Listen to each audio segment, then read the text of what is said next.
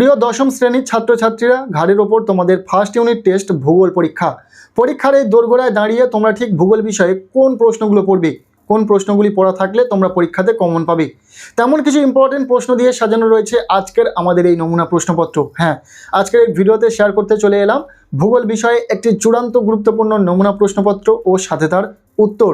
এই নমুনা প্রশ্নপত্রে থাকা প্রতিটা প্রশ্ন খুব ভালো করে পড়ে নাও, তোমাদের পরীক্ষাতে অনেক প্রশ্নই তোমরা কমন পাবে। তো চলো আজকের এই ভিডিওতে যে নমুনা প্রশ্নপত্রটি রয়েছে সেই প্রশ্নপত্রটি একদম আমরা প্রথম থেকে দেখে নেব। তার আগে ছোট্ট করে বলি, ইতিমধ্যে আমরা ভূগোল বিষয়ে একটি নমুনা প্রশ্নপত্র উত্তর সহ ভিডিওর মাধ্যমে শেয়ার করেছি, সেই ভিডিওটি দেখে নেবে, তোমাদের উপকারে লাগবে। চলো আজকের এই ভিডিওতে যে নমুনা প্রশ্নপত্রটি রয়েছে সেই প্রশ্নপত্রটি একদম প্রথম থেকে উত্তর সহ দেখে নেওয়া যাক। শুরুতেই রয়েছে একের দাগ, বলা হচ্ছে বিকল্পগুলি থেকে সঠিক উত্তরটি নির্বাচন করো। এখানে 5টি এমসিকিউ টাইপ প্রশ্নের উত্তর লিখতে হবে, প্রতিটি প্রশ্নের মান 1 নম্বর করে, টোটাল 5 নম্বর রয়েছে। আমরা এখান থেকে প্রতিটা প্রশ্ন উত্তর সহ দেখে নেব। প্রথম প্রশ্ন, পাখির পায়ের মতো আকৃতির বদ্বীপ গঠিত হয়েছে, উত্তর হবে এখানে থাকা অপশান ঘ, মিসিসিপি মৌসুমী নদীর মোহনায়।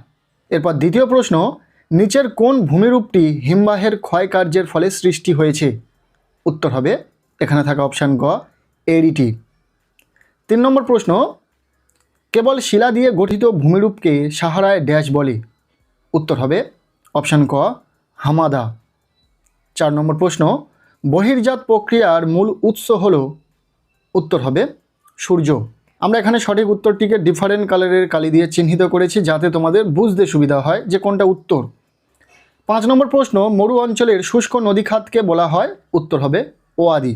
এই ছিল একের দাগ থেকে এমসিকিউ টাইপ প্রশ্ন, আমরা উত্তর সহ প্রতিটা প্রশ্ন দেখে নিলাম। এরপর রয়েছে প্রশ্নপত্রের 2-এর দাগ, বলা হচ্ছে একটি বা দুটি বাক্যে উত্তর দাও, যে কোনো 5টি। এখানে 5টি এসিকিউ টাইপ প্রশ্নের উত্তর লিখতে হবে, প্রতিটি প্রশ্নের মান 1 নম্বর করে, টোটাল 5 নম্বর রয়েছে। প্রথম প্রশ্ন, সিফ বালিয়াড়ির মধ্যবর্তী অংশকে সাহারায় ড্যাশ বলে, উত্তর হবে গাসি। দ্বিতীয় প্রশ্ন, দুটি সার্কের মধ্যবর্তী পর্বতশিরাকে কি বলে, উত্তর হবে দুটি সার্কের মধ্যবর্তী পর্বতশিরাকে এরিট বা এরিটি বলে। পরের প্রশ্ন, ভারতের দীর্ঘতম বাঁধের নাম কি, উত্তর হবে হীরাকুঁদ বাঁধ, যেটা উড়িষ্যাতে অবস্থিত। ভীষণ ইম্পর্টেন্ট একটি প্রশ্ন। এরপর 4 নম্বর প্রশ্ন, ভারতের বৃহত্তম ম্যানগ্রোভ অরণ্য কোথায় অবস্থিত, তোমরা প্রত্যেকেই জানো ভারতের বৃহত্তম ম্যানগ্রোভ অরণ্য পশ্চিমবঙ্গের সুন্দরবনে অবস্থিত। এরপর 4 নম্বর প্রশ্ন, ভারতের বৃহত্তম হিমবাহের নাম ড্যাশ, উত্তর হবে ভারতের বৃহত্তম হিমবাহের নাম সিয়াচেন। পরবর্তী প্রশ্ন, রাজস্থানের মরু অঞ্চলে শুষ্ক নদীখাতকে কি বলা হয়, শুষ্ক নদীখাতকে ওয়াদি বলা হয়। এরপর 6 নম্বর প্রশ্ন, ভারতের দীর্ঘতম জাতীয় সড়ক কি, ভীষণ ইম্পর্টেন্ট, পরীক্ষাতে বারংবার আসে, উত্তর হবে NH-44, দীর্ঘতম সড়কপথ। এরপর 7 নম্বর প্রশ্ন, ভারতের সিলিকন ভ্যালি বলা হয় কোন শহরকে, উত্তর হবে বেঙ্গালুরুকে। এরপর 8 নম্বর প্রশ্ন, নদীপথের ঢাল হঠাৎ বৃদ্ধি পেলে ড্যাশ সৃষ্টি হয়, উত্তর হবে জলপ্রপাত সৃষ্টি হয়। 2-এর দাগ থেকে এই ছিল এসিকিউ টাইপ প্রশ্ন, আমরা প্রতিটা প্রশ্ন উত্তর সহ দেখে নিলাম। এরপর রয়েছে প্রশ্নপত্রের 3-এর দাগ, বলা হচ্ছে নিচের প্রশ্নগুলির উত্তর দাও, বিকল্প প্রশ্নগুলি লক্ষণীয়। এখানে 2 মার্কের প্রশ্ন রয়েছে, 3টি প্রশ্নের উত্তর লিখতে হবে, টোটাল 6 নম্বর। যে প্রশ্নগুলি এখানে রয়েছে আমরা প্রতিটা প্রশ্ন উত্তর সহ দেখে নেব। হ্যাঁ, 2 মার্কের প্রশ্নের ক্ষেত্রেও আমরা উত্তর করে দিয়েছি শুধুমাত্র তোমাদের সুবিধার্থে। প্রথম প্রশ্ন, ষষ্ঠ ঘাতের সূত্র বলতে কি বোঝো, উত্তর হবে নদীর গতিবেগ দ্বিগুণ বৃদ্ধি পেলে তার বহন ক্ষমতা বা বস্তুভার বহনের ক্ষমতা 64 গুণ বৃদ্ধি পায়। 1872 সালে ডব্লিউ হপকিন্স এই সূত্রটি প্রদান করেন, একেই ষষ্ঠ ঘাতের সূত্র বলে। এর অথবা দিয়ে যে প্রশ্নটি রয়েছে, বদ্বীপ গঠনের 3টি অনুকূল শর্ত লেখো। ফার্স্ট, নদীর মোহনায় সমুদ্রের গভীরতা কম হতে হবে। সেকেন্ড, নদীতে পলি, বালি ও কাঁকড়ের পরিমাণ প্রচুর হতে হবে। নাম্বার 3, মোহনায় সমুদ্রের স্রোত বা জোয়ার ভাটার প্রকোপ কম থাকতে হবে। ইম্পর্টেন্ট প্রশ্ন, খুব ভালো করে দেখে রাখো।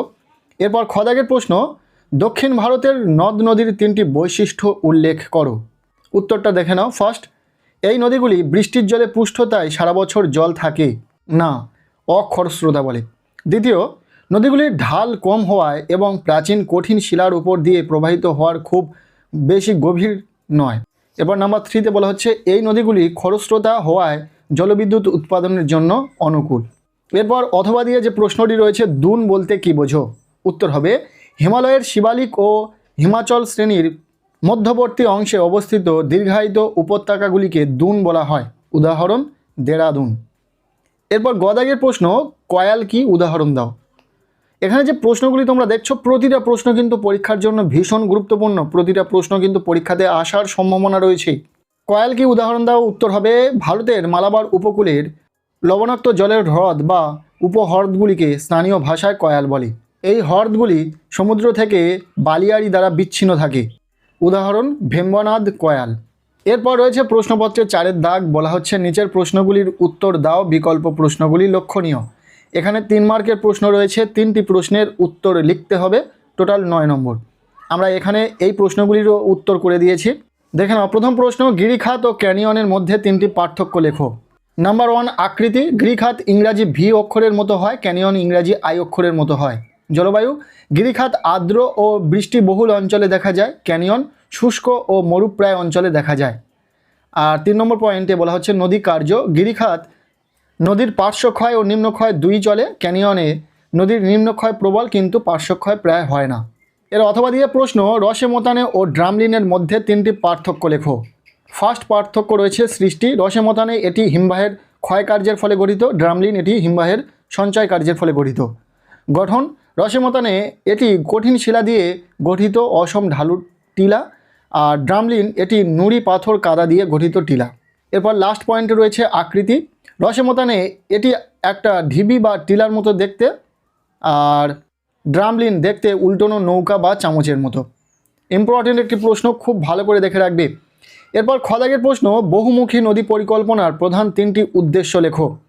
নাম্বার 1 বন্যা নিয়ন্ত্রণ। বাঁধ নির্মাণের মাধ্যমে নদীর অতিরিক্ত জল নিয়ন্ত্রণ করে বন্যা রোধ করা। সেকেন্ড জলসেচ। খালের মাধ্যমে কৃষি জমিতে সেচের জল পৌঁছে দেওয়া। আর নাম্বার 3 জলবিদ্যুৎ উৎপাদন। বাঁধের ওপর দিয়ে প্রবাহিত জলকে কাজে লাগিয়ে টারবাইন ঘুরিয়ে বিদ্যুৎ তৈরি করা। এটিও ভীষণ ইম্পর্টেন্ট, পরীক্ষার জন্য খুব ভালো করে দেখে রাখবে। এরপর এই প্রশ্নের অথবা প্রশ্ন করমণ্ডল উপকূলে বছরে 2বার বৃষ্টিপাত হওয়ার কারণ কি? উত্তর হবে প্রথমবার গ্রীষ্মের শেষে দক্ষিণ পশ্চিম মৌসুমি বায়ুর প্রভাবে বৃষ্টি হয়, দ্বিতীয়বার শীতকালের শুরুতে উত্তর পূর্ব মৌসুমি বায়ু বা প্রত্যাবর্তনকারী মৌসুমি বায়ু বঙ্গোপসাগরের উপর দিয়ে আসার সময় জলীয় বাষ্প সংগ্রহ করে এবং বায়ুমণ্ডল উপকূলে পুনরায় বাঁধা পেয়ে বৃষ্টিপাত ঘটায়। এটিও ভীষণ ইম্পর্টেন্ট প্রশ্ন। এরপর গদাগে যে প্রশ্নটি রয়েছে মরু সম্প্রসারণ রোধের উপায়গুলি কি কি?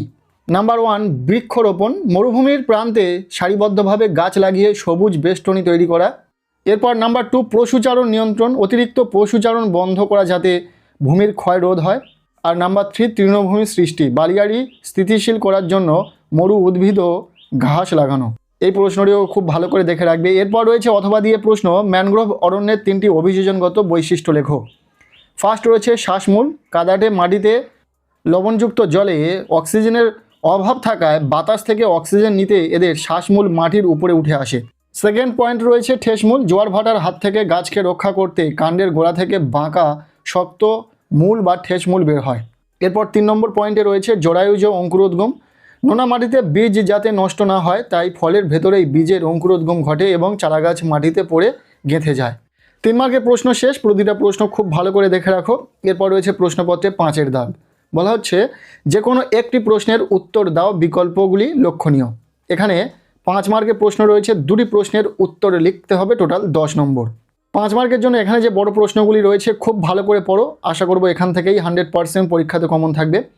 প্রথম প্রশ্ন বায়ুর ক্ষয়কার্যের ফলে সৃষ্ট 3টি প্রধান ভূমিরূপের সচিত্র বর্ণনা দাও। পরীক্ষাতে এসে গেছে এমন একটি প্রশ্ন, খুব ভালো করে দেখে রাখবে। এর অথবা দিয়ে প্রশ্ন হিমবাহ ও জলধারার মিলিত কার্যের ফলে সৃষ্ট 3টি ভূমিরূপের সচিত্র বর্ণনা দাও। এই 2টি প্রশ্নের মধ্যে থেকে একটি প্রশ্ন তোমাদের পরীক্ষাতে হুবহু থাকবে, কথাটা মিলিয়ে নিও। এরপর খ দাগের প্রশ্ন ভারতের জলবায়ুর উপর মৌসুমি বায়ুর প্রভাব আলোচনা করো।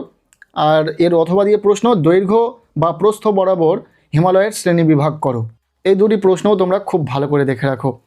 5 মার্কের জন্য এই প্রশ্নগুলো খুব ভালো করে পড়ো। এরপর রয়েছে প্রশ্নপত্রের 6 দাগ, বলা হচ্ছে প্রশ্নপত্রের সঙ্গে প্রদত্ত ভারতবর্ষের রেখা মানচিত্র নিম্নলিখিতগুলি উপযুক্ত প্রতীক ও নাম সহ চিহ্নিত করো। এখানে একটি ম্যাপ পয়েন্টিং রয়েছে, তোমাদের পরীক্ষাতে ম্যাপ পয়েন্টিং থাকতে পারে, কোনো কোনো স্কুলে আবার নাও থাকতে পারে, সেটা ব্যতিক্রম। তবে এখানে যে পয়েন্টগুলো রয়েছে ম্যাপ পয়েন্টিংয়ের জন্য খুব ভালো করে তোমরা প্র্যাকটিস করবে।